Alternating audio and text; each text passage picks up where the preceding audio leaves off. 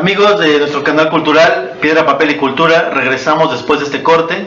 Les recordamos que estamos hablando con el ingeniero y profesor Alfredo Illescas Flores, y en este momento estamos hablando sobre el origen de la secundaria diurna número 9 Teutli. Ingeniero, por favor, estábamos hablando sobre los orígenes históricos y cómo fue que inició la secundaria en nuestra localidad y que fue punta de lanza. Debo decirte, la idea de la escuela nace en 1936. En 38 se da ese avance, pero se da una historia muy curiosa. Es una decisión del pueblo construir su escuela. La historia es que pasando por este rumbo, por la carretera, el general Lázaro Cárdenas, entonces presidente de la República, observa cómo en la loma hay un grupo de gente como hormiguitas trabajando. Muy bien, le llama la atención, le ordena a su chofer llegar a este lugar y es como le enteran de la intención de crear ya una escuela para el año. Pasan él dice adelante, brinda los apoyos y todo eso, pasan 2 años y es cuando él regresa y es como se da se inaugura precisamente lo que es este plantel pensado originalmente para la escuela técnica del agro. Algunas situaciones se dan en ese momento y solamente son 2 años los que funciona para esta escuela, para la intención original. Para 1940 en automático se convierte en una escuela, es asignada para una escuela secundaria, la número 9. Pero déjame decirte algo. Número 9. ¿Qué quiere decir eso? Que para aquella época solamente había 9 secundarias. Bueno, antes de la 9, 8 secundarias. Antes. Y la 8 era, tengo entendido, que era una escuela secundaria para mujercitas, allá por Santa María la Ribera, creo. O sea que la 9, para entonces nomás había 9 secundarias a nivel Ciudad de México. Fue la 9ª escuela en 1940. Y esta secundaria iba a atender la población de qué pueblos atendía, de dónde acudían, de dónde empezaron a acudir a la escuela. Bueno, naturalmente era atender a la población local, era lo prioritario. Población local, la población del pueblo, la población de los demás pueblos de Milpa Alta. Pero conforme se fue dando el crecimiento, se fue integrando alumnos de otros pueblos, de otros de la cercanía, San Juan Ixtayopan, Yehualco, pero también hubo alumnos que venían del Estado de México, Chalco, Amecameca, muchos pueblos ya del Estado de México asistían a la secundaria diurna número 9 Teutli. Qué interesante, profesor. Bueno, y estamos hablando de la parte seria de la secundaria. Desde luego. Hablemos ahora un poquito sobre, a esa edad, los niños de la primaria y de la secundaria ahora en 1940, inaugurada. ¿Qué hacían los niños cuando se escapaban de la escuela? ¿Salían a algún lugar? ¿Se iban de pinta? ¿Cómo eran los derredores en ese entonces? ¿Qué es pinta? No, mira, la diferencia, cuando estábamos en la primaria, todo cerrado. Entras por una reja, sales por una reja, a un horario. Pasas a la secundaria y es prácticamente todo abierto. Secundaria en aquel entonces, en la parte de atrás, a donde está el campo de fútbol, ¿sabes de qué tamaño era por decir, la barda? Era una cerca de piedra de no más de 1 metro de altura. Tú te podías de un salto subir y tenías todo el campo para ti. Y a mí me gustaba mucho ir a los Capulines, toda esa parte de aquí atrás, toda esta parte hacia el rumbo, lo que hoy es San Isidro, lo que es Olla de Piedra, toda esa parte que ya está poblada, era campos y campos de sembradío. Pero había muchos Capulines, entonces nos íbamos, me acuerdo, 2 compañeritas, otros 2 compañeros y yo a los Capulines, nada más decíamos, vamos a los Capulines, vámonos, y corríamos a los Capulines. No, traemos bolsononas de Capulines, pero pues imagínate nada más, estas compañeras se subían a los Capulines con falda. O sea, no nos importaba nada, nosotros también sanos en ese aspecto, que íbamos a los Capulines, a los elotes, principalmente las cañas, es muy sabrosa la cañita tierna, ajá, cuando la masticas, es riquísima, es muy dulce. Muy dulce. También le dábamos duro a las lagartijas con resortera. Otra de las, ¿cómo tú le llamaste? Pintas. Otra de las pintas que hacíamos otros compañeros y yo era, por ejemplo, aquí en la salida a Tecomil, en la curva esta, por donde hoy hay una fábrica de plástico, tengo entendido. Sí. En la curva, ahí se hacía una fosa en tiempo de lluvias. Entonces, imagínate todo el caudal de agua que baja de Milpalta, de la montaña. Ajá, del Teucro. Caía ahí. No medíamos el peligro, nada, íbamos ahí y nos quitamos el uniforme, así intrusa, pum, vale. Te echabas a la fosa, porque se hacía una fosa muy profunda ahí, y te echabas a la fosa y otra vez, ya, sin medir realmente el peligro. Nunca de los nunca pasó una desgracia, fíjate, ahora sí que alguien dijera que grande es Dios, ¿verdad? Pero nunca pasó una desgracia en esa fosa, ¿verdad?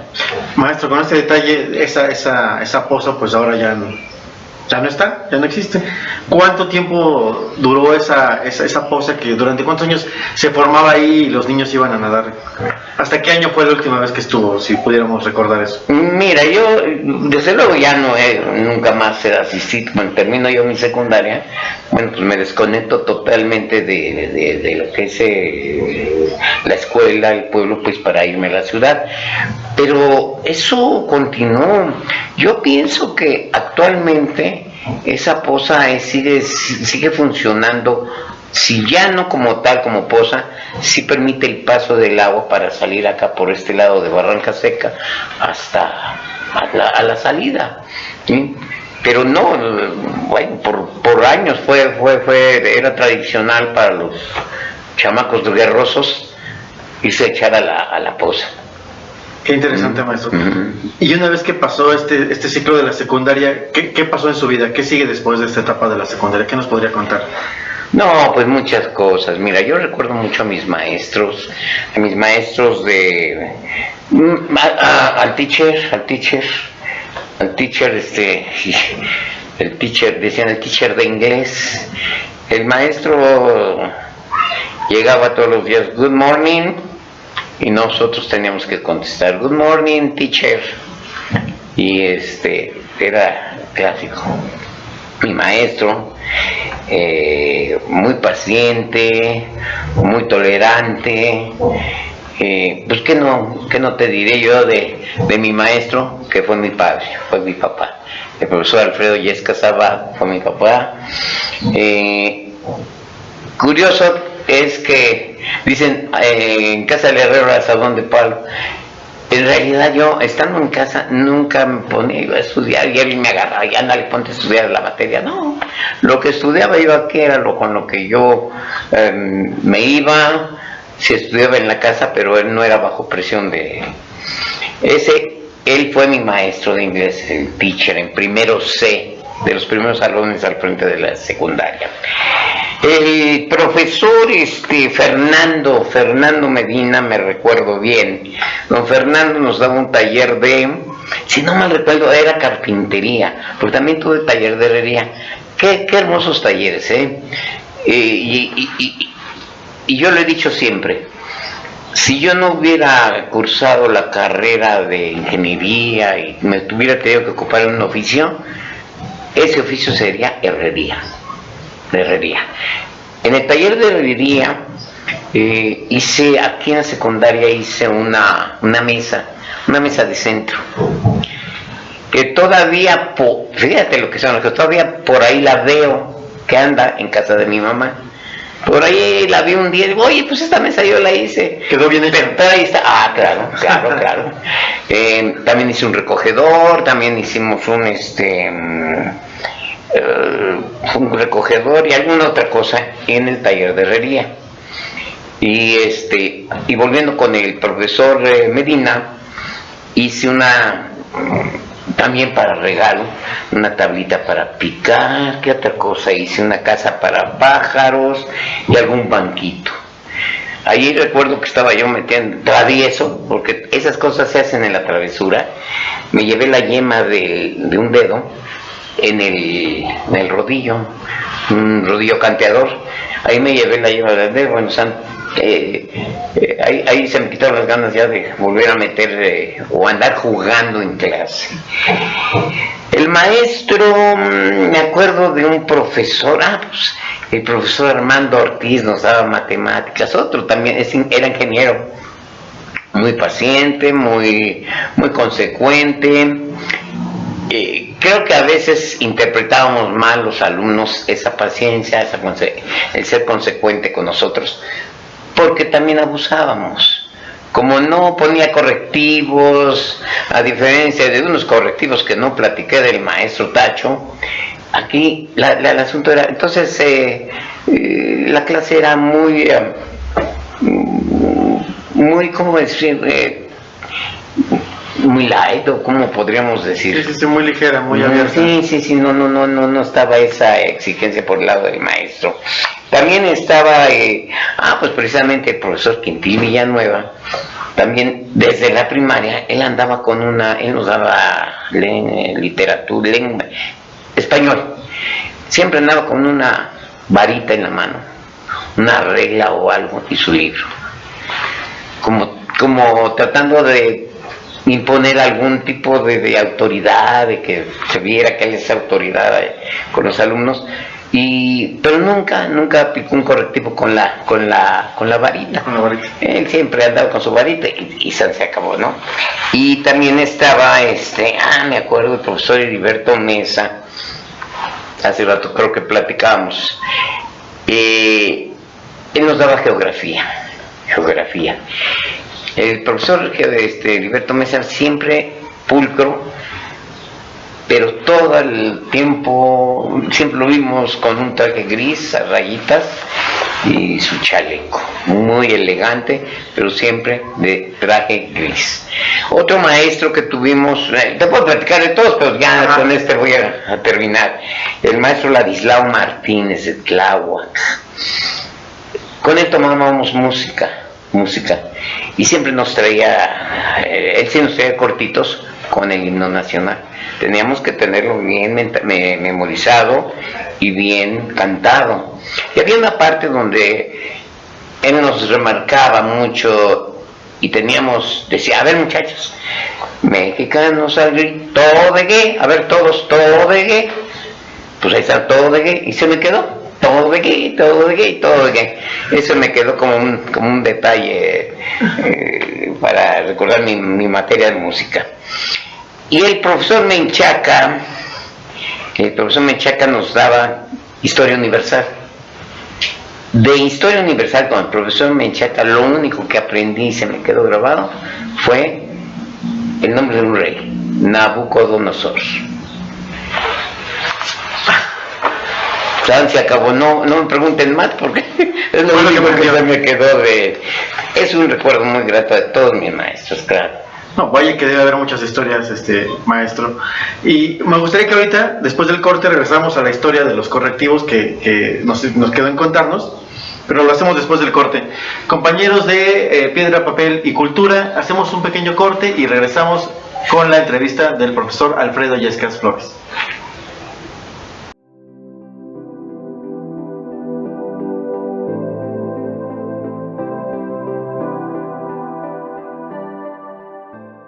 Amigos, de nuevo estamos en nuestro canal cultural Piedra, Papel y Cultura. Les recordamos que estamos en entrevista con el ingeniero y profesor Alfredo Illescas Flores y estamos hablando sobre los orígenes y la historia de Tecómitl, de su primaria, de su secundaria y lo que se tenía que hacer en esta época, en estos años, para poder estudiar y las trayectorias que uno tenía que hacer.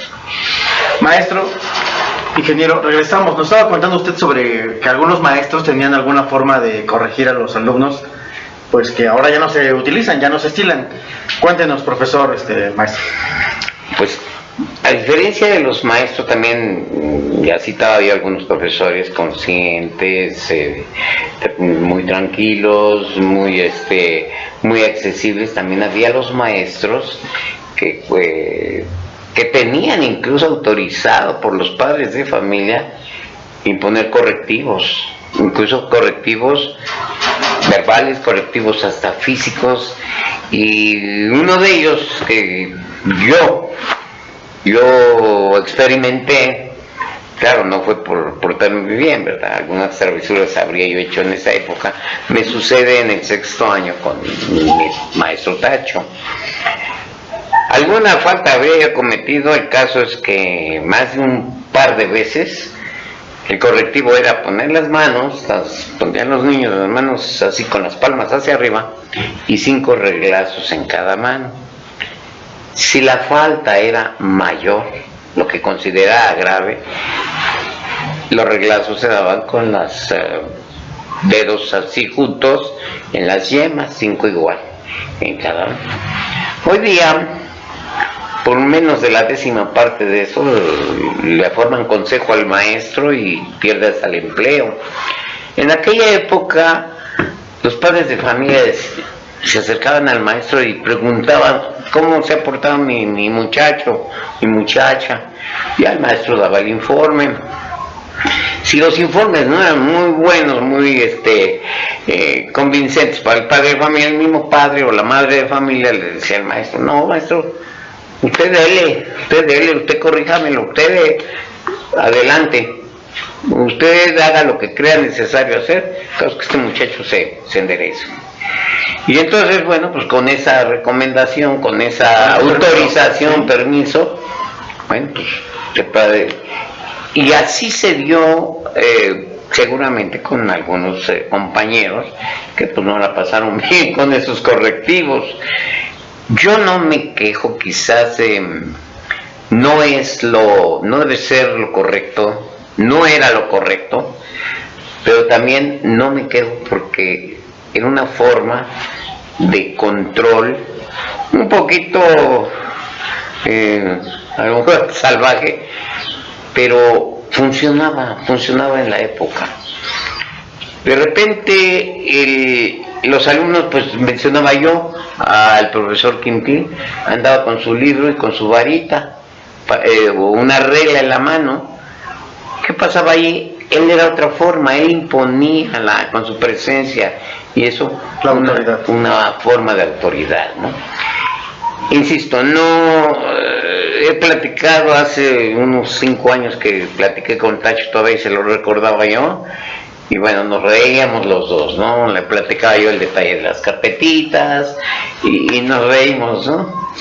Pero esa fue una de las experiencias todavía de la primaria. Ya en la secundaria no se dio nada de eso. Pero bueno, esta anécdota sí deja mucho para pensar, porque pues su generación creo que es muy distinta a las generaciones de ahora respecto a cómo se comporta la gente adulta y los niños con respecto al respeto a los maestros y a las figuras más adultas. Creo que sí queda, es un tema para que lo volvemos a tocar en otro momento. Claro. Pero me gustaría que usted, pasando a otro tema, nos contara ¿qué se escuchaba? ¿Qué música se escuchaba en estos años 60, maestro? ¿Qué es lo que pasaba? ¿Cómo era esa adolescencia rumbo a la escuela medio superior? ¿Qué se escuchaba? ¿Qué es lo que pasaba? Uy, pues mira, la época del rock, de los arranques del rock, aquel rock para nosotros de los 60s, el rock ya venía de los 50s. ¿Quién estaba de apogeo? Pat Boone, Brenda Lee, Elvis Presley, Bill Haley, varios, Trini López, me acuerdo que era un Trini López, aquel Trini López con el martillito, y había eso, pero también en México teníamos lo nuestro. ¿Quién estaba? Bueno, pues estaba Enrique Guzmán, César Costa, los Cines, los Crazy Boys, los Locos del Ritmo, grupos que hacían, la verdad es que hacían copias y traducciones, adaptaciones del rock gringo, pero al español en México.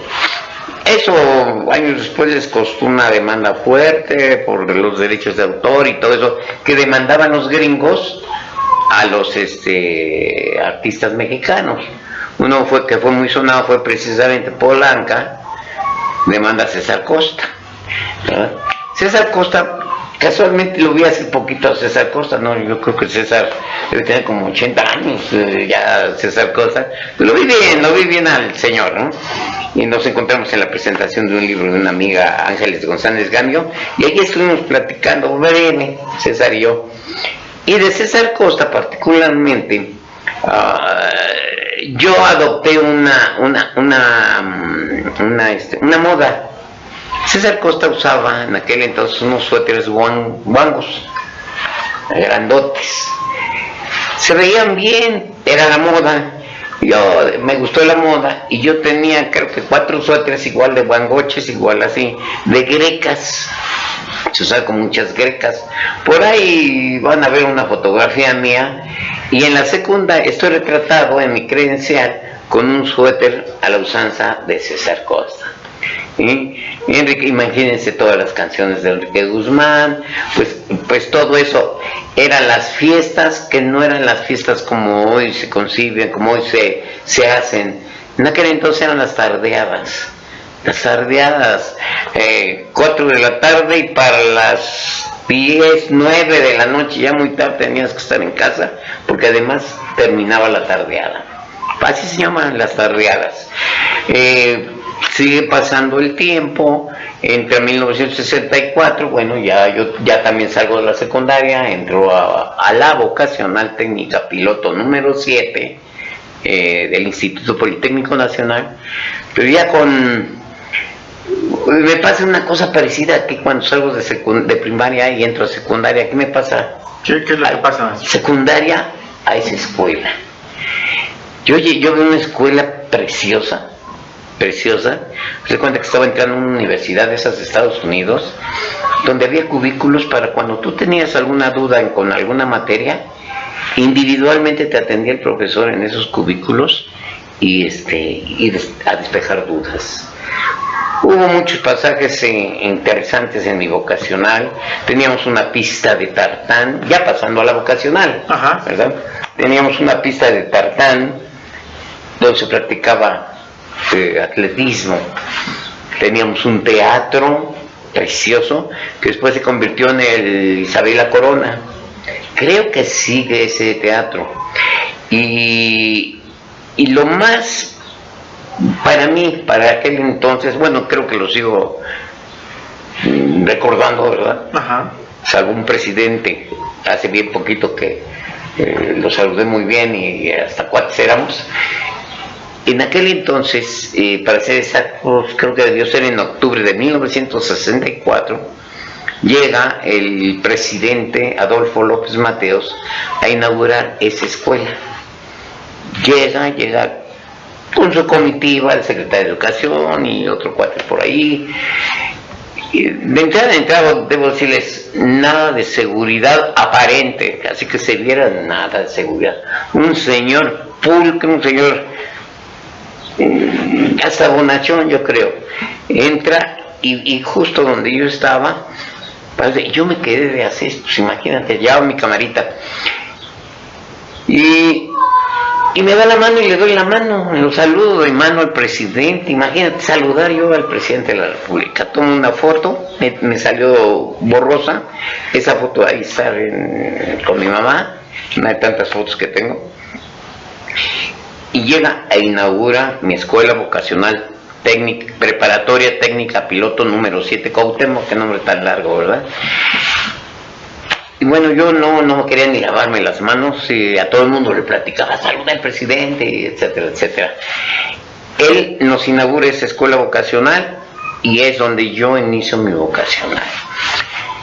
Imagínense, para un muchacho salido de una secundaria considerada en aquella época por rural, era un rural, sí. El nivel, ya les platicaba del maestro Armando Ortiz que nos daba matemáticas, pues que era bonachón, era buena gente, te perdonaba todo, no te presionaba, no te exigía. Pues con ese nivel de matemáticas que sales, ingresas a una escuela vocacional donde las matemáticas es lo básico en el área de físico-matemáticas.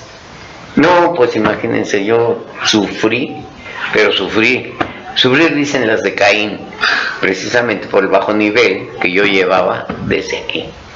Entonces, pues a darle, a estudiar. Una nota aquí, maestro. Usted, estamos hablando de Tecomit. ¿Cómo eran los trayectos de Tecomit hasta la vocacional? ¿Cómo fue ese trayecto? Imagino que si ahora el transporte tarda, en esos años era una trayectoria distinta. ¿Cómo funcionaba el transporte? ¿Qué anécdotas había para cómo se iba uno hacia allá? El trayecto, la carretera, si se le llamaba la carretera, llamémosle Ermita Mixquic, Ermita Milpalta, era un solo carril viniendo por este lado de San Lorenzo Tezonco, de Culhuacán, de todo ese corredor de aquí de Tulyohualco. Era una carretera de doble carril, apenas si cabían los camiones o los carros, ¿no? Una carretera, pues imagínate, descuidada, con hoyos, etcétera. Pero era el trayecto, había que tomar ese camino, era ese camino. Los camiones, viajábamos en camiones, aquellos camiones de 30 centavos, unos camiones grandotes trompudos, los recuerdo, creo que eran verdes, sí, verdes, donde lo curioso, adentro eran bancas corridas a todo lo largo del camión, banca por dentro, corrida, y hasta atrás una grande también. Ahí se acomodaba la gente. Qué curioso, llegaban a lo que es su encierro o su terminal y a barrerlos. Bueno, las bancas, el piso del camión, eran de duela de madera, unas duelitas de madera. Entonces llegaban al encierro y se subió un cuate ahí con unos botes de petróleo y a salpicar todo y a barrer para que no se levantara el polvo, para que la madera no se absorbiera con la humedad. En fin, era una forma de proteger la madera. Dices, bueno, hoy día lo piensas, ¿no? ¿Cómo lavar un carro con petróleo? Imagínate a alguien que tirara un cigarro. Nunca supe que se diera una tragedia por incendio de esos camiones. Maestro, ¿y estos camiones eran de estos camiones que tenían una canastilla gigante arriba, o cómo eran esos camiones? Esos camiones tenían una canastilla casi prácticamente a todo el tamaño del techo. Esta iba por fuera. Y como muchachos, pues nos encantaba viajar allá arriba. Alternábamos nuestro viaje con un marranito, unos pollos, algunos, ¿cómo se llama esto? Guacales de verduras. Había de todo en esa canastilla. Nos servía hasta para ir recostado. Me acuerdo que cuando pasábamos por debajo de un árbol, pasaba el camión por debajo gritaban rama o árbol, y todos nos agachábamos, ¿no? Todos nos resbalábamos para pasaban rozando las ramas de los árboles. Bueno, una pregunta, maestro, ¿cuánto tiempo hacía el camión? Estamos hablando de aquellos años, en los 60, ¿cuánto tiempo hacía el camión de Ermita a Tecomit? Tranquilamente hacía hora y media, y eso porque sí le metían, y le metía duro el cuate y de repente gritábamos los muchachos, acelérale chofer, y parece que le dábamos cuerda al chofer porque se aceleraba, y luego le jalaba una palanca aquí abajo y se abrían lo que conocíamos como la válvula. abrió la válvula y entonces se veía bien fuerte, como si fuera un carro de carreras, ¿no? Vaya. Así. No, pues era un cohete del camión. Bueno, así viajábamos hasta Ermita. De Comil, ya decía, todo este corredor, pasando por Tláhuac, Tlaltenco, más arriba, pueblos que cambiaron ya de nombre. Más arriba es lo que hoy es Santa María Estahuacán, toda esa parte de ahí, aquí entre Lomas Estrella y todo eso, pues era, ahí te bajabas y caminabas 30, 40 metros y ya entrabas había unas cuevas, debe haber todavía las cavernas tan clausuradas, pero en aquel entonces estaban abiertas y nos íbamos a meter a las cuevas estas de Lomas Estrella, que son la base de lo que es el cerro de la Estrella. Dicen que por algunas de estas cavernas te puedes comunicar, entras y sales del otro lado del cerro. Del cerro. Yo la verdad nunca quise hacer el experimento. Más valía de lejos. Siempre había alguien que me decía, no entres, ¿verdad? Y viajamos todo eso hasta Ermita Iztapalapa, hasta Calzada de Ermita, y de ahí todo hasta Calzada de Tlalpan, a donde hacía yo el transbordo, ya para irme a la vocacional, a Tlatelolco, al lugar a donde yo ya citaba que inauguró nuestro presidente entonces, López Mateos, inauguró la vocacional en la que yo asistí. Cuéntenos cómo fue sus estudios ahí en la vocacional. Bueno, ya te decía yo, con ese bajo nivel que yo llevaba principalmente en las materias básicas, son matemáticas, física, bueno, apenas se comenzaba ahí a ver lo de los principios de física, pues sí, te la ves dura, ¿no? Y no solo yo, ¿no? Muchos muchachos que íbamos de vocación, de secundarias con bajo nivel, pues la sufrimos. Hicimos doble esfuerzo para sacar adelante esas materias. Una escuela que combinaba, era un plan piloto que quería poner en práctica el Politécnico, combinando lo que es parte de los programas de educación de la UNAM, de la prepa en ese nivel, con los de vocacional.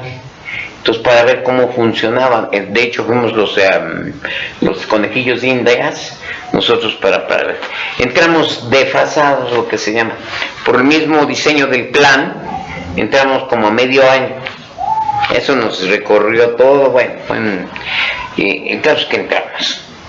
Padre, porque había, entre otras materias, una materia, ¿cómo le llaman? Humanística, que era podías escoger, entre otras, construcción y teatro, y etcétera. Yo escogí el teatro, me llamó la atención. Y entré a tomar teatro y muy bien. Teníamos allí en el taller de, ¿qué era? Se me fue la palabra. De teatro, de arte dramático. Sí, tenemos al profesor Emilio Carballido, Germán Castro, Edith Kleiman,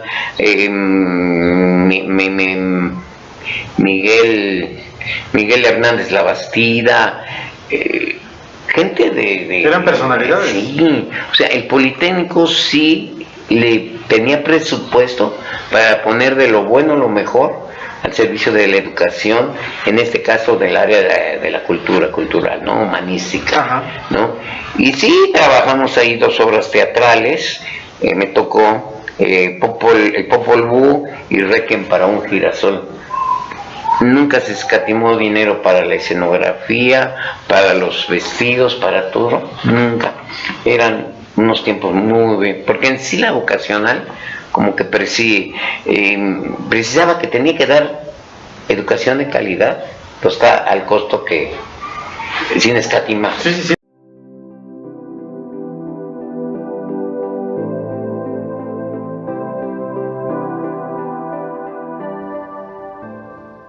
Amigos de Piedra, Papel y Cultura, les recordamos que estamos con el cronista e ingeniero Alfredo Illescas Flores. Y para cerrar esta primera entrevista, le hacemos una pregunta. Ingeniero, maestro, ¿qué es y para qué y por qué la crónica? Bueno, pues ahora sí que la crónica es una forma de hacer el relato de hechos, de costumbres, de tradiciones, de una localidad, de varias localidades. Dentro de la crónica no te limita a tener una especialidad en algo. Si bien eres antropólogo, historiador, investigación, bueno, la misma crónica a desarrollar por cualquiera de estas disciplinas es bien válida. Pero también la crónica se puede dar con una persona que no precisamente tenga este soporte académico. Simplemente un abuelo, una abuelita, un suceso que vivió en su momento, en propia carne, es motivo de una gran crónica. Voy a poner un ejemplo, yo estoy ahorita en la investigación de un hecho que sucedió con mi tío Pablo y mi abuelo en época de la Revolución. Se dice que cuando los toman, los llevan a un paredón en la iglesia y los fusilan. Pero ahí se acaba el asunto, o no se acaba. Entonces yo tengo una teoría, ¿no? Que bien pudo ser carrancistas, pueden ser los zapatistas, que en una negativa que hiciera mi tío Pablo de quererse enrolar en la famosa, ¿cómo le llamaban ahí cuando los enrolaban? La leva. La leva, pues dijeron, no quiere decir, pum, le dieron, lo fusilan. Toma en una silla de caballo la cabeza, el cuerpo de mi tío, lo toman del cuello y se lo llevan hasta la salida, entonces se le desprende la cabeza. Ahí es donde la historia se vuelve interesante. ¿Parte de qué? De un hecho oral, de una historia oral, de una posibilidad. Ahí están los restos del tío. No, pues entonces déjame investigar. En automático estás convirtiéndote. Está la investigación, está parte de la historia de un suceso revolucionario que pasó en Tecomil, pero también está la parte de algo que tú no eres. Yo soy ingeniero mecánico, nada tengo que ver con la especialidad en la revolución, de la historia, en esa parte de la historia de la revolución, no, pero ¿y eso a qué me remite? A checar los libros, a checar los momentos, cómo se dieron esos momentos. ¿Por qué no ir a checar las actas de defunción en el archivo del pueblo? ¿Sí? Entonces son varias condiciones en que no te limita la crónica, no eres el antropólogo que necesariamente tienes que tener aquí, no, simplemente ya hiciste crónica, vas a hacer una crónica de los resultados que obtengas de una investigación. Perfecto. Compañeros y amigos del canal Piedra, Papel y Cultura, vemos claramente cómo funciona la crónica y cómo cualquiera con ciertos antecedentes, con cierto gusto, puede iniciarse en la crónica. Les recordamos que esta es una de las primeras entrevistas que le hacemos a nuestro cronista y vienen otros dos segmentos en los que va a participar. Les decimos por favor que visiten nuestro canal, le den likes y nos visiten. En esta entrevista es todo por hoy, les agradecemos y estamos aquí. Piedra, Papel y Cultura. Hasta luego. Gracias.